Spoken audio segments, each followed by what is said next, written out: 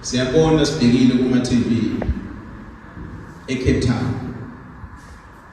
Ukude la eCape Town so. Ingane zethu lezi eziqashiwe association khona ko Cape Town ukuthi ziba ama security guard. Ziyabulawa ngenxa yempi yalemboni ematekisi.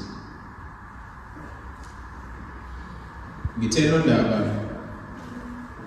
ngibuza lempi kade sikhuluma nabo izolo yibo bebengaphelele.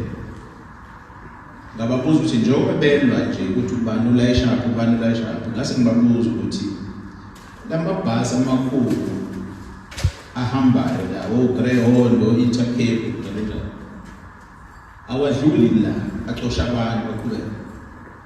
Basho bona futhi athi hayi yithi manje ubani owalusayo utheni ngawabuzo lipermit athola kanjani izathi ngoba mhlambe ubona inkampani zabelungu elehlonishonile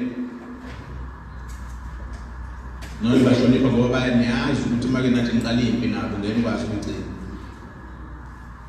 la kuyakini abakini abamnyama ababethi balayisha nibakhiphela isibhamu